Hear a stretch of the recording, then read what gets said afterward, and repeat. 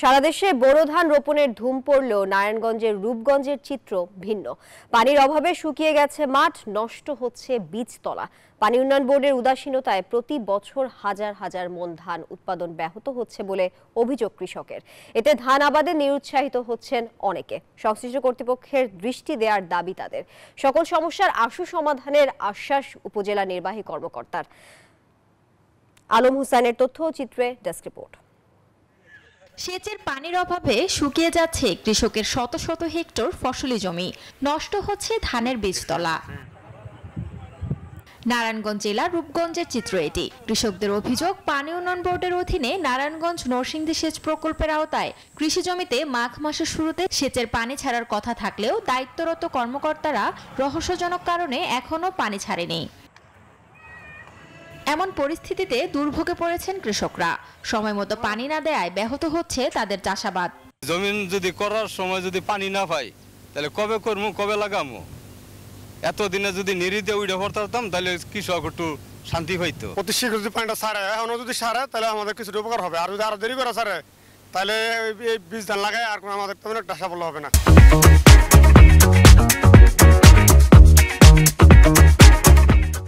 পানি ছাড়তো তাও তো উপকারে হইতো। যে সমস্ত হুকনা খেতে ধান লাগাইছে ওই যে হুকনার ভিতরে, এগুলো তো আপনার হইতো, তাড়াতাড়ি জাত হয়ে যেত। পানি উন্নয়ন বোর্ডের গাফিলতিকে দুষছেন জেলার এই কৃষি কর্মকর্তা। আমরা ইতিমধ্যে পানি উন্নয়ন বোর্ডের কর্মকর্তাদের সাথে ফোনে কথা বলেছি এবং উপজেলা প্রশাসন, উপজেলা নির্বাহী অফিসারের সাথে আমাদের কথা হয়েছে।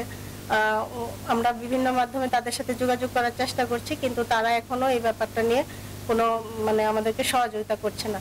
প্রশাসনিক জটিলতা ও আর্থিক বরাদ্দ পেলেই খাল পুনঃখনন করা হবে বলে জানিয়েছে পানি উন্নয়ন বোর্ড। আমাদের যে এবার বাজেট আছে, এই বাজেটটা খুবই অপ্রতুল।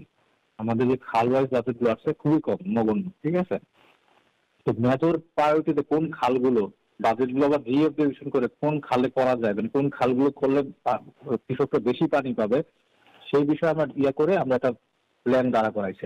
এই বিষয়ে মন্ত্রণালয়ে চিঠি পাঠানো হয়েছে। খুব দ্রুতই সমস্যা সমাধানের কথা হবে বলে জানালেন উপজেলা নির্বাহী কর্মকর্তা।